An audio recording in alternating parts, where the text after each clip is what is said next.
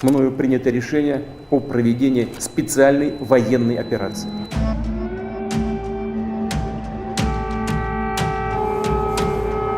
Putin called this a special military operation, but it's clear this is a full-scale invasion. Была паника, истерика, слезы.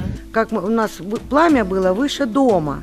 We're like in a cellar. I'm not sure if it's like deep enough to help us to survive. Russian troops and tanks have entered Ukraine on all fronts. All these cities are under attack, including the capital of Kyiv, which has become Putin's main target. Many are sheltering in basements and metro stations across Ukraine. There have been hundreds of casualties, and over 500,000 Ukrainians have been forced to flee their homes. This is Europe's largest war since World War II. Since then, Europe's map has been shaped by political alliances. But now, Putin wants to redraw Europe's map by force. Украина целиком и полностью была создана Россией. Putin has long claimed Ukraine belongs to Russia and they are one people. We're not just close neighbors, we're one nation. But Ukraine is a sovereign nation with its own language, culture, and political system. And while the two countries do have a shared history, Ukraine has fought hard for its own identity. Ukraine was part of the Russian Empire in the 18th and 19th centuries. In 1917, the Russian Revolution brought down the empire and the region spiraled into a civil war. Ukraine briefly gained independence from Russian rule, but was quickly taken over by the newly created Soviet Union as one of its first republics. Over the next decade, the Soviet Union brutally expanded its control, and by the end of World War II, it forged a sphere of influence over here, while the West held its influence over here, essentially dividing Europe and marking the beginning of the Cold War. The Soviet Union installed communist governments on their side, which were easy for them to control.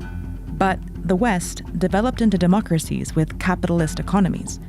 The deep ideological divide fueled distrust and tensions between the two sides, and soon these spheres hardened into military alliances.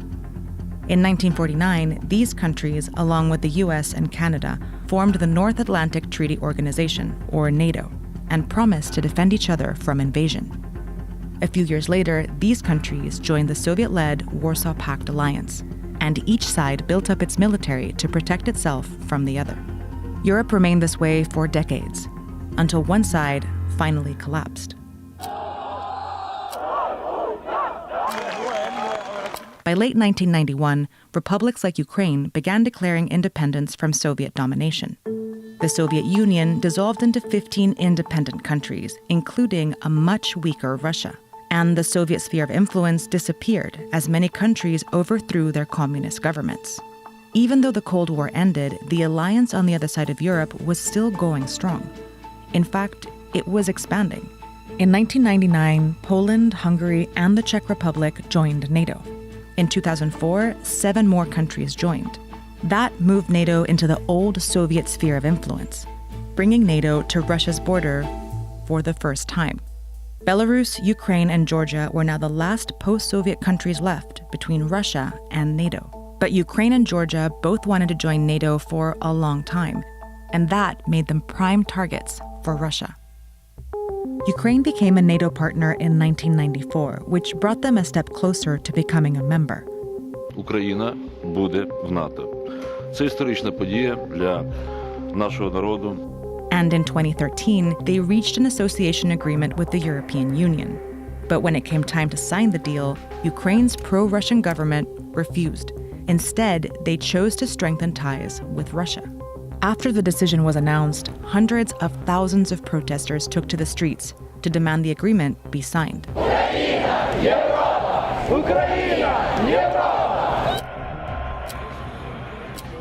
After months of peaceful protests, the Ukrainian president cracked down and killed more than 100 people, sparking more protests, which eventually drove the president out of office and the country.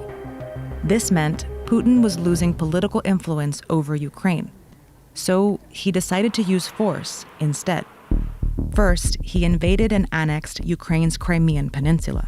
Then, Russia-backed separatists captured the regions of Donetsk and Luhansk and declared them independent of Ukraine. Since then, Ukraine has been locked in a conflict with Russia that has killed 14,000 people and displaced nearly 2 million.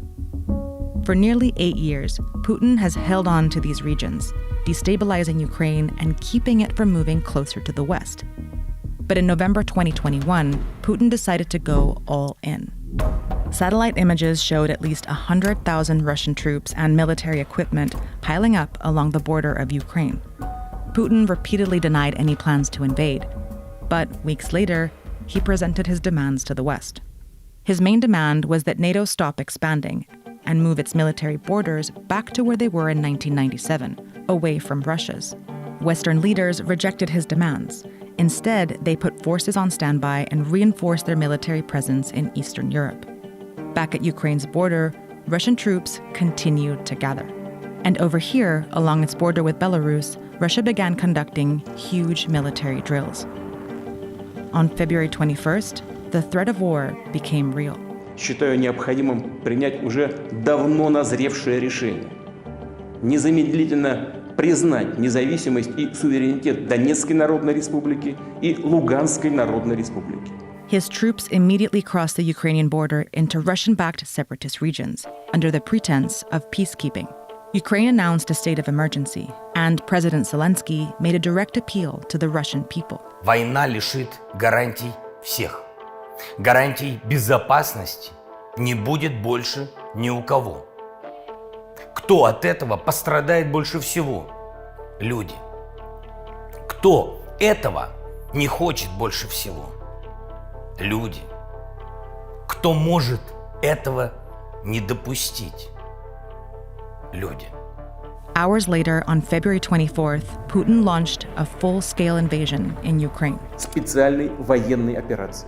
World leaders have spoken out against Russia's invasion. We condemn this barbaric attack and the cynical arguments to justify it. This hideous and barbaric venture of Vladimir Putin must end in failure. Putin chose this war, and now he and his country will bear the consequences. Anti-war protests have broken out around the world, including in Russia, despite the risk of arrest. Neighboring nations have opened their borders as hundreds of thousands of Ukrainians attempt to flee. NATO's response force has been activated for the first time in history, and the US has sent additional troops to Eastern Europe. But in many ways, the world is treading carefully. Putin controls the world's largest arsenal of nuclear weapons and has already threatened anyone who might interfere. Кто бы ни пытался помешать нам, должны знать, что ответ России будет незамедлительным и приведет вас к таким последствиям, с которыми вы в своей истории еще никогда не сталкивались. So countries around the world are imposing some of the harshest economic sanctions to slow Putin down and sending tons of military aid to support Ukraine. For now, Russian forces keep pushing deeper, but Ukraine is fighting back. Захищаємо нашу незалежність, нашу державу. І так буде й далі.